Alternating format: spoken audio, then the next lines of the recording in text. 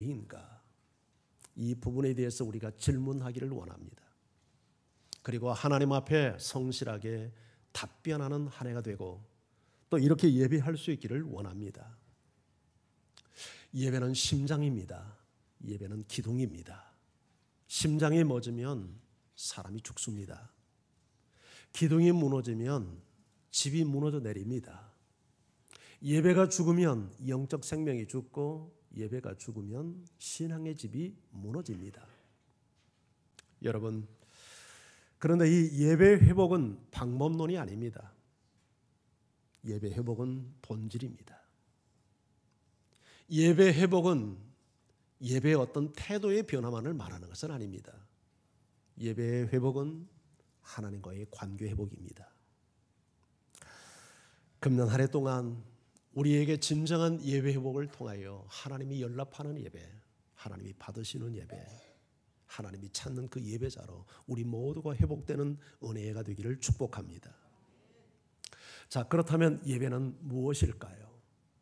예배는 과연 무엇일까요?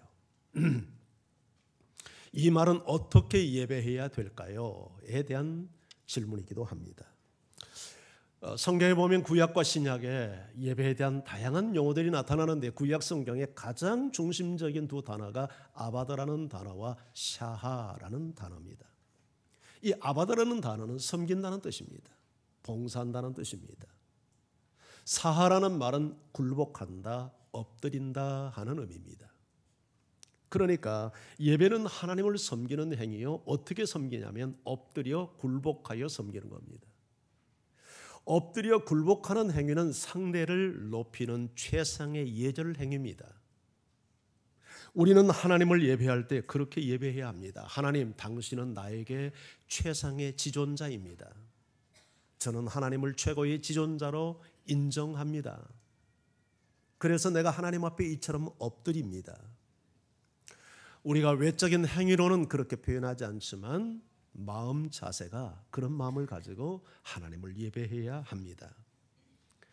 신약 성경에도 두 가지 대표적인 단어가 사용되는데 레트리아라 하는 단어와 프로스코네오라는 단어입니다. 이 레트레아라고 하는 단어는 구약의 아바다와 같이 섬긴다, 봉사한다는 의미가 있고 프로스코네오 하는 말은 상대의 발 앞에 엎드려 절한다, 굴복한다 하는 의미를 지니고 있습니다. 실질적으로 이슬람 사람들을 보면 지금도 그들은 이런 방식으로 그들의 신 알라에게 예배하지 않습니까? 예, 실질적으로 그들은 긴 발을 가리는 옷을 입고 성전에 들어가서 그들의 이마를 땅에 대고 그렇게 엎드려 굴복하며 그들의 신 알라를 예배합니다. 심지어 불교 신도들도 그들의 사찰에 가서 그들의 신을 예배할 때 엎드려 합장하며 무릎 꿇어 굴복하여 그들의 신을 예배합니다. 그런데 이들에 비해서 우리 개신교 예배는 외적인 태도 면에 있어서 보면 상당히 좀 경건미가 떨어진다. 너무 경미스럽다. 너무 좀 경솔하다. 하나님을 대하는 예배의 태도로서 뭔가 좀 흠이 있고 부족하다 하는 느낌을 지울 수가 없습니다. 왜 우리 개신교 예배는 이러해야 할까요? 물론 우리가 구약시대와 신약시대의 예배의 개념이 좀 다릅니다. 예배는 발전되어 왔습니다. 외적인 태도에서 내적인 태도로 성장해 왔습니다. 구약시대에는 그런 내면의 예배의 중요성을 그렇게 심각하게 강조하지 않지만 신약의 예배에 와서는 신령과 진정으로 우리의 영적인 예배, 내면적 예배를 강조합니다. 그러다 보니까 내면을 강조하다 보니까 외적인 태도에 대해서 그렇게 강조하는 부분이 좀 약해질 수 있어요. 그러나 여러분, 우리가 외적으로 그렇게 엎드려 굴복하여 이슬람 사람들처럼 불교 신자들처럼 예배하지 않지만 우리 마음속에는 그 이상으로 신령과 진정으로 정말 내면에서 하나님을 높이는 이런 예배의 마음과 또 그런 태도가 우리의 예배자에게 나타나야 된다 믿습니다. 영어권에서도 역시 두 단어를 주로 사용하는데 서비스라고 하는 단어와 월십이라고 하는 단어를 주로 많이 사용을 합니다. 이 서비스는 여러분 아는 대로 섬긴다는 뜻이죠. 봉사한다는 뜻이죠. 이 월십이라고 하는 단어는 월스라고 하는 단어와 쉽이라고 하는 두 단어의 합성어입니다. 그러니까 합당한 가치를 돌린다, 최고의 영광을, 가치를 그분께 돌린다 하는 의미를 갖고 있는 단어죠. 자, 이 모든 성경에 나타나는 단어들을 정리해 보면 예배는 받는 게 아니라 드리는 거다. 상대방에게 초점을 맞춘다. 예배의 중심은 내가 아니라 하나님이 되어야 된다 하는 것을 이해할 수 있습니다. 한마디로 은혜 받는 것이 예배의 목적이 아니라 하나님을 칭송하고 찬양하고 그분을 높이고 그분을 그분으로 대우해 드리는 것이 예배의 본질이다. 우리가 예배를 이렇게 이해한다면 우리 태도에도 변화가 좀 와야 되지 않겠습니까? 네, 정말 우리 마음과 우리 외적인 태도에도 준비가 필요하고 경건성이 필요하고 하나님을 하나님으로 존중하며 높이며 그 이름에 합당한 영광을 돌리고자 하는 그런 마음 중심이 갖춰져야 할 것입니다. 자, 그러면 두 번째 주제입니다. 우리는 왜 이렇게 하나님께 예배해야 하는가 하는 문제입니다. 왜 하나님을 이렇게 예배해야 하는가? 역시 두 가지 답변이 가능한데, 하나는 하나님께서 예배를 받기 위하여 우리를 창조하셨기 때문에 창조의 목적을 따라 예배해야 되고, 또 하나는 하나님께서 죄인된 우리를 구원하신 그 은혜 때문에 하나님 앞에 구원의 은총을 인하여 예배해야 된다. 예배의 이유는 두 가지입니다. 첫 번째, 이 창조의 목적 때문에 예배해야 된다 하는 성경 구절은 이사야 43장 21절입니다. 자, 이 말씀을 우리 같이 한번 읽어볼까요? 시작. 이 백성은 내가 나를 위하여 지었나니 나를 찬송하게 하려 함이라. 자, 이 백성은 내가 나를 위하여 지었나니, 하나님이 당신의 백성 우리를 지었는데 하나님을 찬송하게 하려고, 즉 하나님을 예배하고 경배하게 하기 위해서 나를 지었다. 그러니까 인간의 존재 목적이 하나님을 예배하는 데 있는 거죠. 사람은 존재의 목적을 따라 살 때 보람을 느끼고 가치를 느끼고 행복을 느끼는 겁니다. 그러니까 하나님을 예배하지 않는 인생의 마음속에는 아무리 세상에 많은 것을 소유해도, 높은 지위에 올라도 진정한 만족과 보람이 없습니다. 사람은 언제 행복하냐면 나의 존재의 목적을 따라 살 때 행복할 수 있는 거예요. 그게 뭐냐면 예배예요. 하나님을 인정하고 하나님을 높이고 하나님을 칭송하고 하나님 앞에 감격하고 그분께 박수치고, 이러한 예배자의 인간의 존재의 목적을 따라 살 때 사람의 마음속에도 보람과 기쁨과 행복이 주어지는 거예요. 여러분, 사람이 하나님을 예배하기 위해서 지어졌다는 것은 인간의 본성을 보면 압니다. 세상의 모든 생명체는 소위 귀소 본능이라는 게 있어요. 회귀 본능, 귀소 본능. 물고기도 귀소 본능이 있고 짐승도 귀소 본능이 있어요. 그게 강하냐 약하냐의 차이는 있을 수 있지만 다 있어요. 근데 사람도 그래요.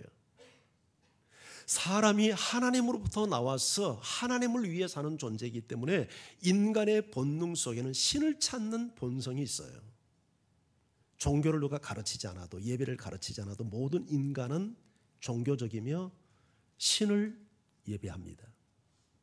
차이가 있다면 바른 대상을 향하여 바르게 예배하느냐, 거짓된 대상을 향하여 거짓된 방법으로 예배하느냐의 차이가 있을 뿐이에요. 종교학자들은 말합니다. 인간의 역사 속에 그 어떤 인간도 종교가 없는 민족은 없대요.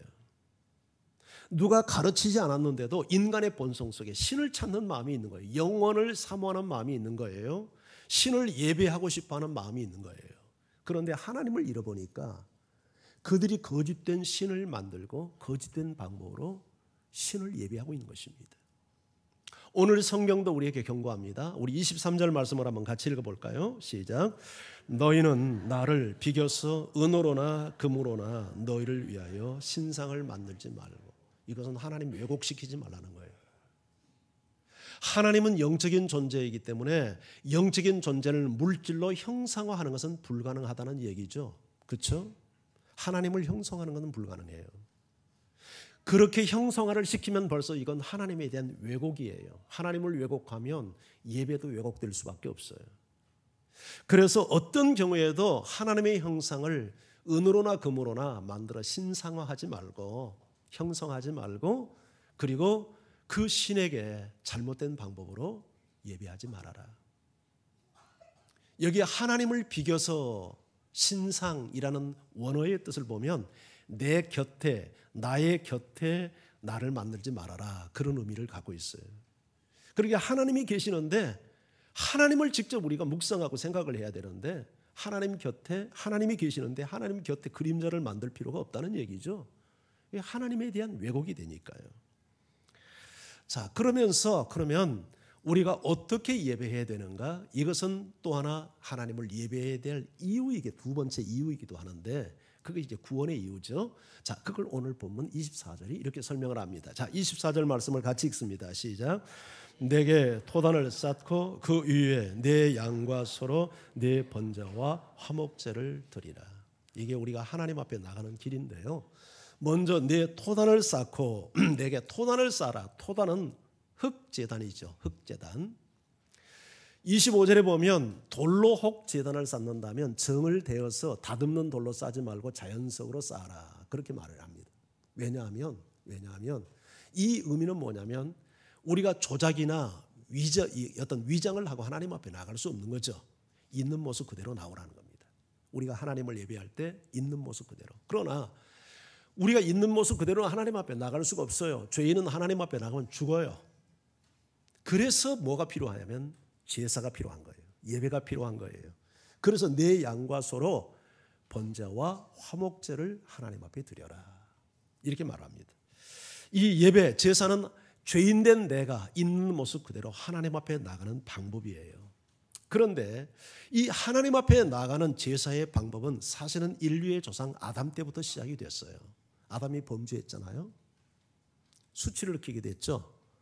두렵고 부끄러워서 옷을 해입습니다. 나무 옷을 해입죠.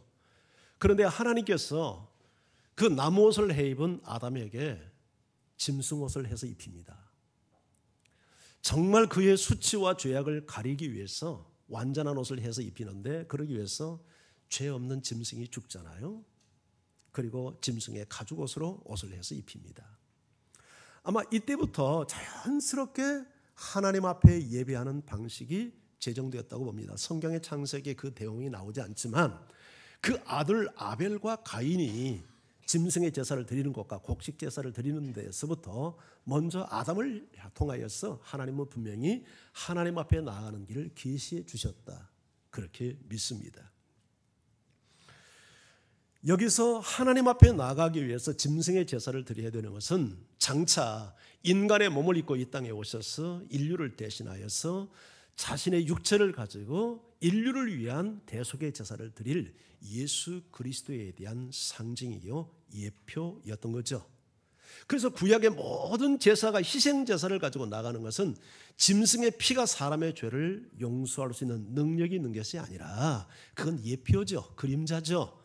장차 하나님의 아들이 어린 양으로 이 땅에 오셔서 인간을 위해서 대속의 피를 흘릴 것을 믿음으로 바라보는 제사가 구약의 희생제사 아니겠어요? 하나님은 믿음의 조상 아브라함을 통해서도 이 부분을 명료하게 다시 한번 계시했습니다. 우리가 어떻게 하나님 앞에 나갈 건가? 자, 아브라함은 의도적으로 아이를 낳지 못했죠. 하나님이 자식을 준다고 약속했지만 100세가 될 때까지 아이를 낳지 못했어요. 그러다가 인간의 기능이 다 끊어진 100세가 되어서 하나님의 기적과 능력으로 아들을 얻습니다. 이삭이었죠. 100세에 난 아들 얼마나 귀엽고 사랑스러웠겠습니까? 이 아이가 막 이쁜 짓을 하고 자라가고 이제 소년이 되었을 때 하나님은 청전병력 같은 명령을 하십니다. 내 아들, 내 사랑하는 독자 이삭을 내가 지시하는 곳에 가서 번제로 드려라. 아주 명료한 하나님의 음성이었어요. 부정할 수 없는 하나님의 음성이었어요. 내가 지시하는 곳에 가서 네가 사랑하는 네 아들, 네 독자 이삭을 바치라는 거예요. 그런데 놀라운 사실은 아브라함이 순종합니다. 갈등하지 않고 순종해요. 3일 길을 걸어서 모리아산을 찾아갑니다. 제단을 쌓습니다. 아들을 결박합니다. 제단 위에 이삭을 올립니다. 품에 숨겼던 칼을 뽑아서 가슴을 찢기 위해서 손을 올리는 순간 하나님께서 급하게 막지 않습니까? 아브라함아, 아브라함아, 네가 이제 나를 경외하는 것을 내가 알았노라. 네 아들에게 아무 일도 하지 말아라. 그리고 보니까 옆에 양 한 마리가 숲에 걸려 있잖아요. 그래서 그 양을 대신하여, 이삭을 대신하여 제사를 드립니다. 이삭을 대신했던 그 양이 인류를 대신해서, 우리를 대신해서 희생당할 하나님의 어린 양 예수 그리스도를 상징하는 거죠. 여러분, 바로 그 사건이 있고 정확하게 2000년 후에 바로 그 이삭이 제물로 드려졌고 어린 양이 대신 희생당했던 모리아산 그 장소에 하나님의 어린 양 예수 그리스도가 십자가에 매달려 인류를 대신한 대속의 제사를 드립니다.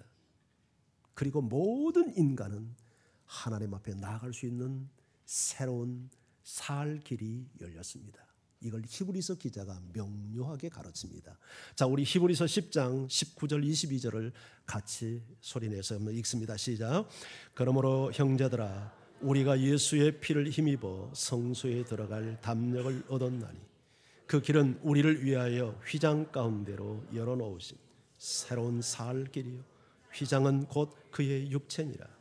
또 하나님의 집 다스리는 큰 제사장이 계시니 우리가 마음의 뿌림을 받아 악한 양심으로부터 벗어나고 말 몸은 씻음을 받았으니 참 마음과 온전한 믿음으로 하나님께 나아가자.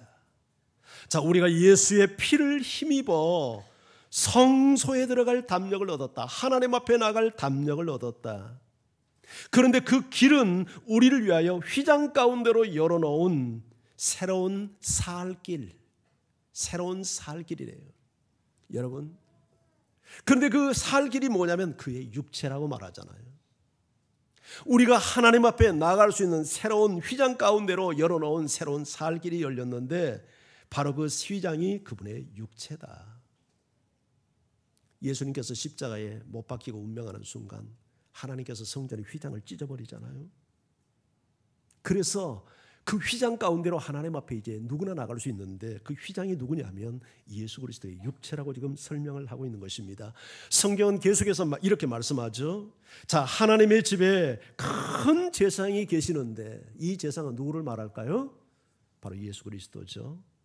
그분에 의해서 어떤 일이 일어납니까? 우리 마음에 핏부림을 받아 악한 양심에서 벗어나고 씻음을 받았으니 참 마음과 온전한 믿음으로 하나님께 나아가자. 예배하라, 이런 뜻 아니에요. 하나님께 나아가자 하는 것은, 여러분, 인간이 하나님과 단절될 때 천국을 잃었고 영생을 잃었고 풍성한 삶을 잃었고 모든 것을 다 잃었죠. 그런데 생명의 근원이신 하나님 앞에 다시 나아감으로 말미암아 천국을 얻었고 생명을 얻었고 풍성한 삶을 다시 얻었어요. 이게 예배예요. 예배는 죄인된 우리가 하나님을 만날 수 있는 새로운 살 길입니다. 할렐루야. 이런 이유 때문에 하나님을 예배하는 거예요. 여러분, 아버지와 어린 아들이 있었어요. 아버지는 아들을 너무 사랑했고 아들 또한 아버지를 너무 좋아했어요. 그 아버지는 무슨 일을 했냐면 부산 옛날 영도 딸이 배가 오면 열어주고 배가 지나가면 닫는 개표교를 관리하는 관리사였어요. 이름은 스미스입니다. 이 아들은 종종 아버지를 따라서 아버지가 일하는 곳에 놀러 가곤 했어요. 그래서 아버지가 일하는 내용을 이 어린 아이들이 빠삭하게 알아요. 그런데 바로 그때 배가 지나간다는 연락을 받고 다리를 열었습니다. 그때 이 아들은 밑에 가서 강에서 낚시를 하고 아버지는 이제 그 사무실에서 이제 그 다리 관리를 하는 그런 상황이었어요. 근데 배가 지나고 나서 보니까 저 옆에 예상보다 빨리 기차가 달려오는 거예요. 근데 아버지는 그 기차를 보지 못했어요. 그래서 아들이 기차를 보고 아빠 아빠 부르는데 기계음 소리 때문에 아들이 부르는 아들의 목소리를 이 아버지가 듣지 못합니다. 그러니까 이 아이가 자기가 어떻게 해야 된다는 걸 알고 있기 때문에 기계실로 뛰어들어 올라가가지고 기계실에 스위치를 내려요. 그렇게 해서 다리를 다시 원상복귀시키는데 그 과정에서 그만 톱니바퀴에 옷자락이 끼어서 기계 속으로 빨려들고 맙니다. 바로 그 순간 그 찰나에 아버지가 그 광경을 그 기관실에서 그 사무 일하는 곳에서 목격하게 됩니다.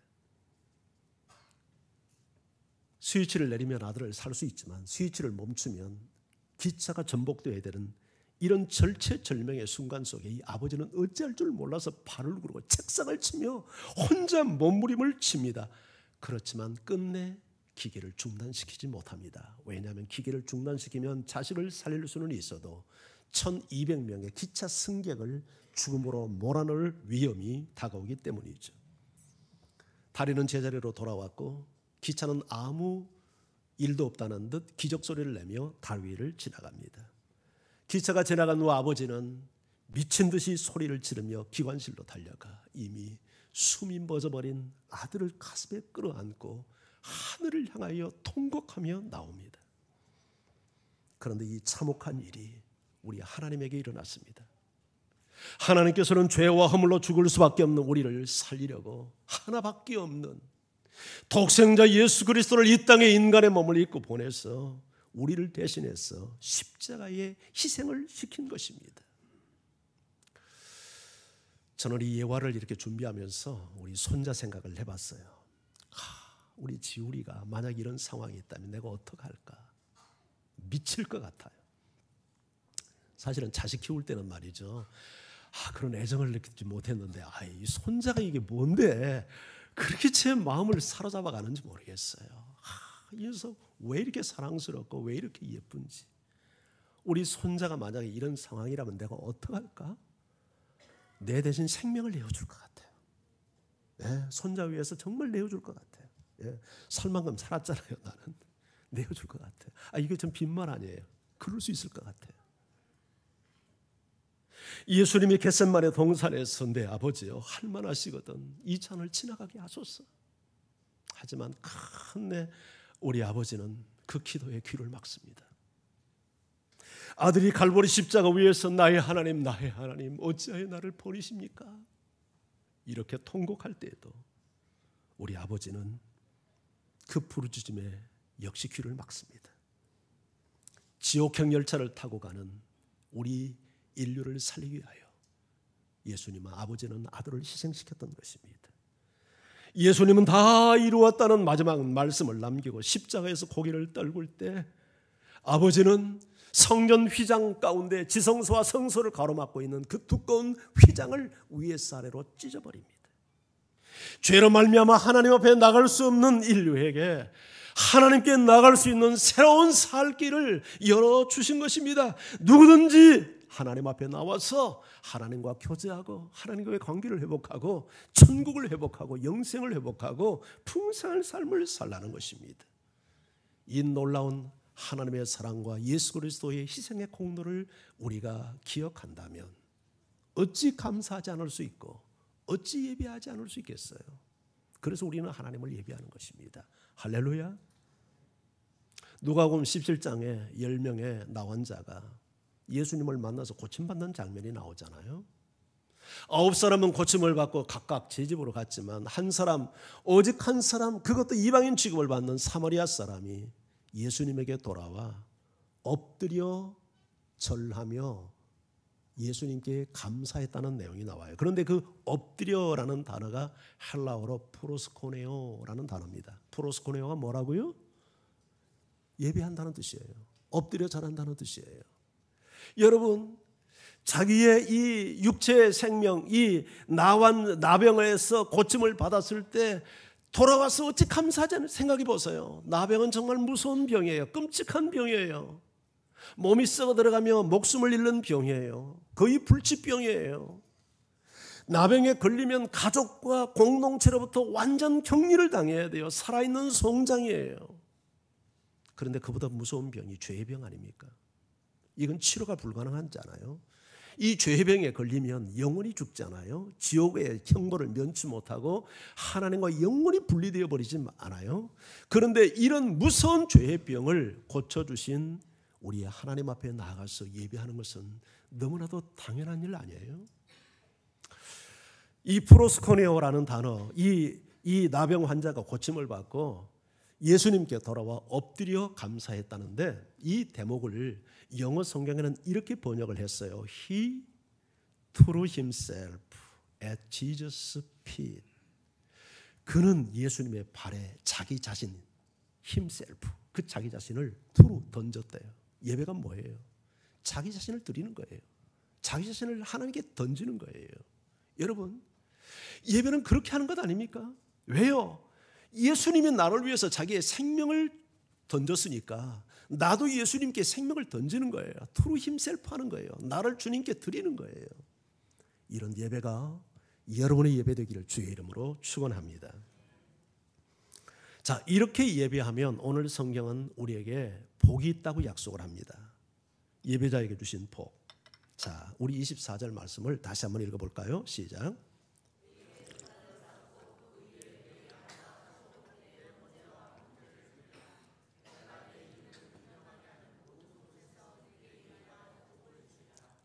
내가 토단을 쌓고 양과 소로 번제와 화목제를 드리고 내가 내 이름을 기념하는 모든 곳, 내 이름을 예배하는 모든 곳에 내게 임하여 내가 복을 주리라. 여러분, 참된 예배 현장에는 하나님이 찾아오십니다. 아멘. 그래서 우리에게 복을 줘요.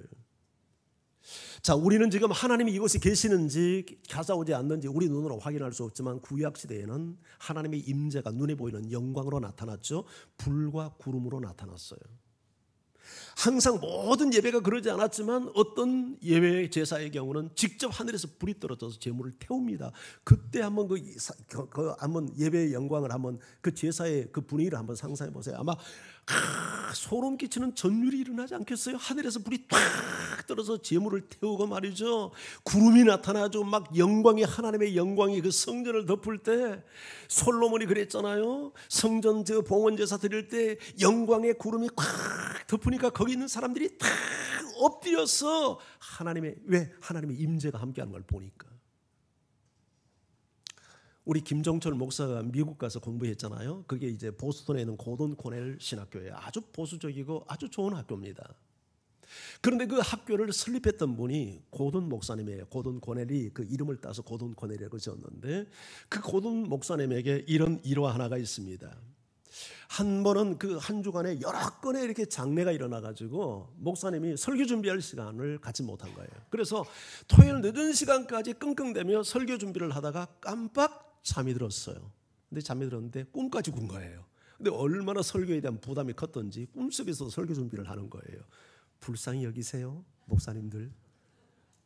이거 설교 준비하는 거 보통 일 아니거든요. 예. 근데 별로 그렇게 잘 인정 안 하는 것 같아요. 뭐 설교 그거 뭐가 그렇게 힘이 드냐 그렇게 하는데 생각해 보세요. 이 교수들은 할 만하지 않겠어요? 뭐 4년에 한 번씩 가릴리니까 뭐 맨날 쓰는 거 쓰고 뭐 좀 연구해서 보태면 되지만 담임 목사 그렇게 만약에 설교했다가는 쫓겨날 걸요. 저거 옛날 써먹는 거 10년 전 예화도 다 기억하잖아요. 에이, 저거 옛날 했던 건데 목사님 또 써먹네 그러잖아요. 그 목사님이 토요일 날 너무 이렇게 꿈속에서 설교 준비를 하는 거예요.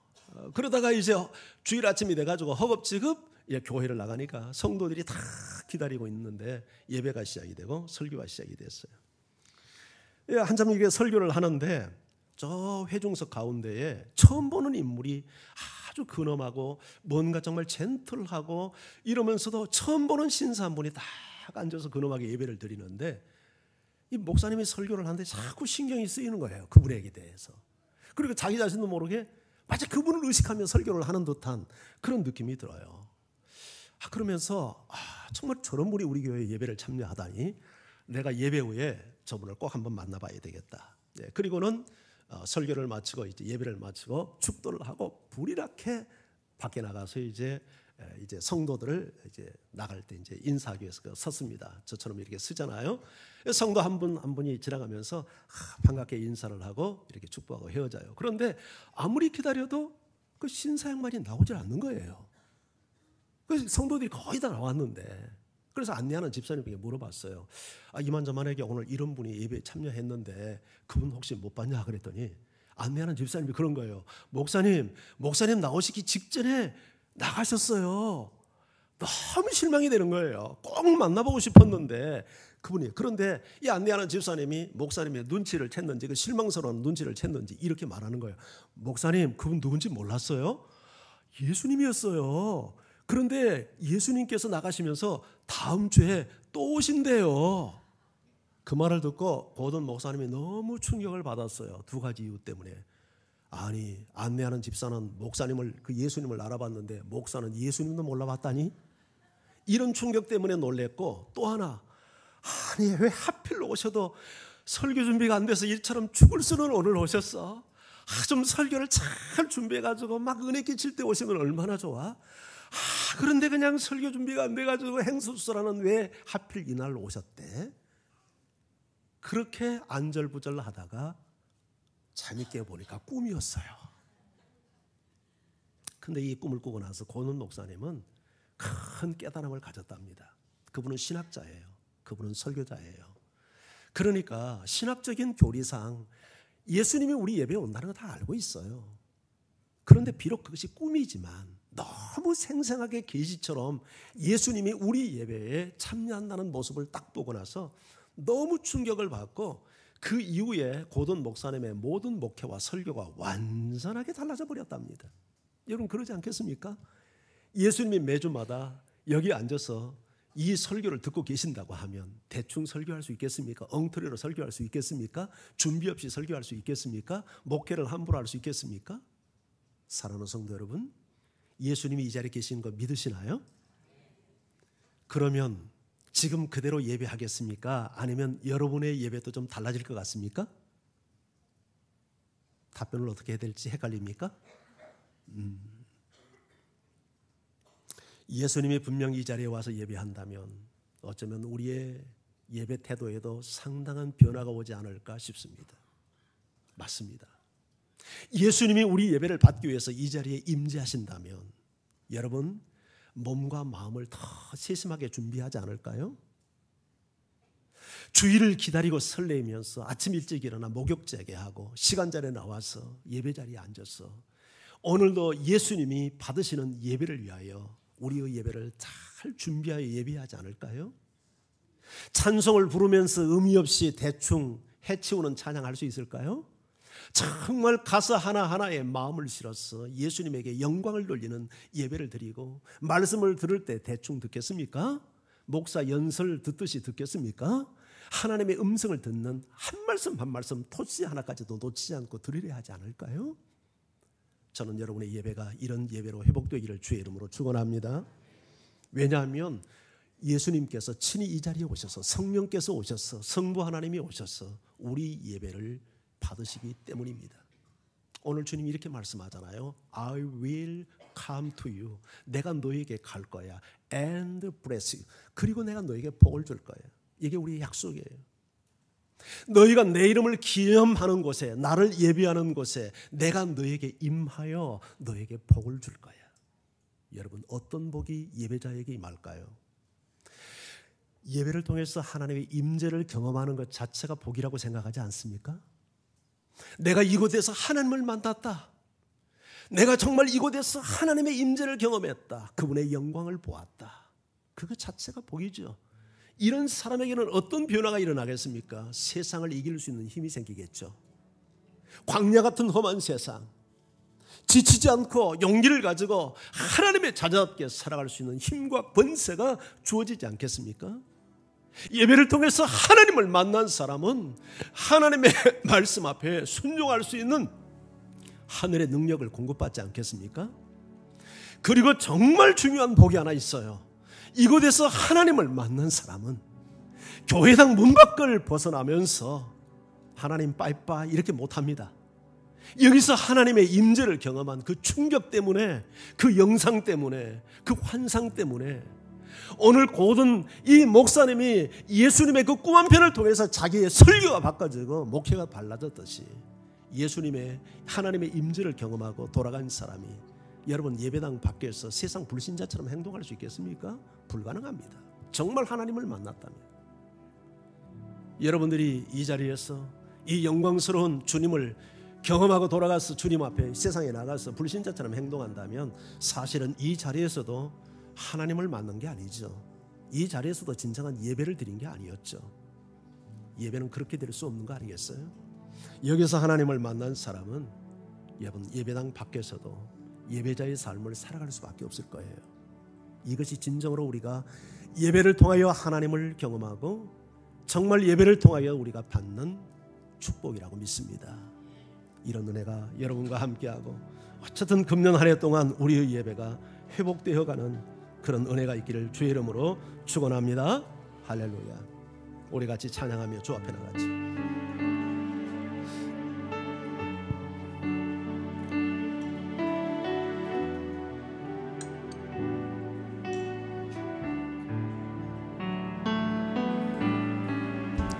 주를 위한 이곳에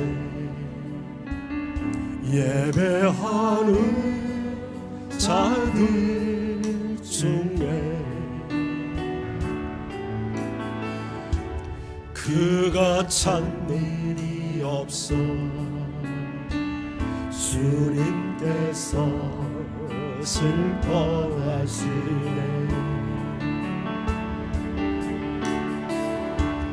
주님을 찾으시는 그 한 사람 그 예배자 내가 그 사람 되기 간절히 주께 예배하네. 주대로 이곳에 서 있네. 주인되게 엎드려 절하네. 그 어린 것도 난 필요 없네. 주님만 경배해. 주대로 이곳에 서 있는 주인되게 엎드려 절하는 그 어느 것도 난 필요 없네. 주님만 경배해. 우리 같이 기도하기 원합니다. 하나님은 우리 예배를 받으시기 위해서 우리를 지었습니다. 우리 예배를 받으시기 위해서 우리를 구원하셨습니다. 하나님 앞에 나갈 수 없었던 우리, 그런데 당신의 아들의 육체를 찢어서 새로운 살 길을 열어주시고 누구든지 하나님 앞에 나와서 하나님과 교제하며 하나님을 예배할 수 있는 길을 열어주셨습니다. 예배는 그분을 섬기는 일입니다. 예배는 지존하신 그분의 이름에 합당한 대우를 해드리는 것입니다. 그래서 무릎 꿇어 예배하는 것입니다. 이렇게 예배하는 자에게 하나님은 찾아오셔서 복을 주시겠다고 약속을 하셨습니다. 오늘 이 자리에 임재하시는 하나님이 하나님을 의식하며 예배하는 여러분 되기를 바랍니다. 성의 없이 준비 없이 아무렇게나 공연을 관람하듯이 목사의 연설을 듣듯이 예배하는 예배자가 한 분도 없기를 바랍니다. 정말 경건되게 준비하여 임재 앞에 나가는 그런 예배자가 되기를 원합니다. 예배를 통하여 하나님을 만나기 원합니다. 예배를 통하여 새 힘을 얻고 복을 받는 여러분 되기를 바랍니다. 주님, 이런 예배자 되게 해주세요. 다 같이 기도하며 주 앞에 함께 나갑니다. 할렐루야. 하나님,